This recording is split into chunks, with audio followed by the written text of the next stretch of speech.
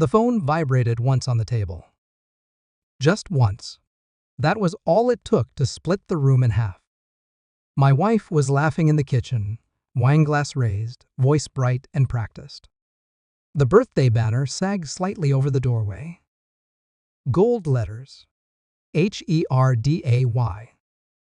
I watched the screen light up without touching it. Unknown number. No sound. No urgency. I let it sit there. I already knew who it was. 3 days earlier, my daughter had stood barefoot on the gravel shoulder of Route 19. Mascara streaked down her face, hands shaking as red and blue lights painted her skin like a crime scene. Her brand new car, 17 years earned with straight A's, and summer jobs wrapped around a tree that hadn't moved an inch. She hadn't been driving. My wife's sister had. But when the police arrived, my wife arrived too. And she lied. Calmly. Easily. Said my daughter had taken the car without permission. Said she'd been warned before. Said teenagers lie. I stayed silent.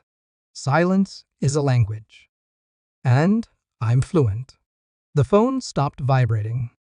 I picked it up and smiled. It didn't make sense at first. That's how betrayal works.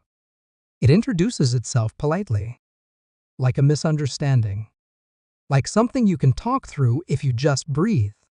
My wife cried that night, not for my daughter, for her sister, for the stress, for the pressure. She said, family protects family. She said, I wouldn't understand. She was right. I understood something else. The way she avoided my eyes. The way her sister never apologized. The way my daughter stopped speaking altogether. I replayed the police report in my head. The phrasing. The pauses. The confidence with which my wife testified against a child she helped raise. Not anger. Not panic. Strategy. And then there was him. The man whose name kept appearing on her phone under different contacts. Work. Jim. Melissa. A man who texted her during dinner. During sex. During the hospital visit, when my daughter had her wrist wrapped and her heart broken. I didn't accuse. I observed. I watched her thank him publicly at her birthday party. Watched her take the microphone, cheeks flushed, voice trembling with performative gratitude. None of this would have been possible without you, she said. Then she handed me the gift. A folded shirt. White. Clean. DIVORCAD. The room laughed. I stood. Kissed her cheek. Walked out. 5 minutes later, I came back. Took the watch I'd bought her from the table. Left again. 157 missed calls by morning. I didn't rush. I pulled phone records. Not illegally. She'd forgotten to change the account password after the wedding. Old habits die hardest. I cross-referenced timestamps with credit card charges, hotels, weekdays, lunch hours. I found the insurance addendum. The one my wife signed 2 months earlier, listing her sister as an authorized driver on my daughter's car. Dated.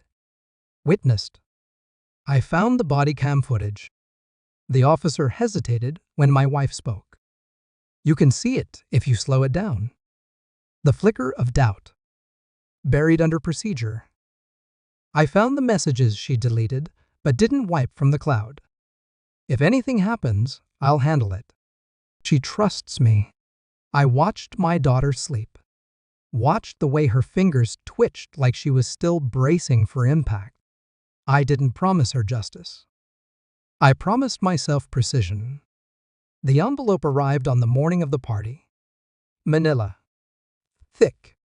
Inside was everything. The insurance fraud. The false statement. The texts. The affair. The time-stamped video of her sister stumbling out of the driver's seat before the cops arrived. I dressed carefully. Black suit. No tie. Control requires presentation. At the party, I waited until cake, until candles, until applause. Then I stood. I didn't raise my voice. I handed my wife the envelope. "Read it," I said.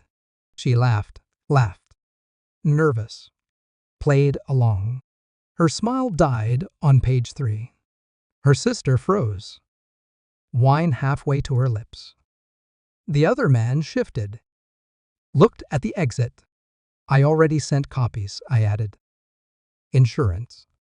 Internal affairs. Your firm." Silence landed heavy. My wife started crying. Loud, desperate, apologetic in bulk. I watched her the way you watch weather pass. I didn't yell. I didn't gloat. I just left. This time, for good. When the calls came, I muted them. When the messages turned to threats, then please, then rage, I archived them. My daughter moved her room upstairs. Away from the street. Away from memories. 3 days later, I saw them at court. Their faces were pale. Mine was calm.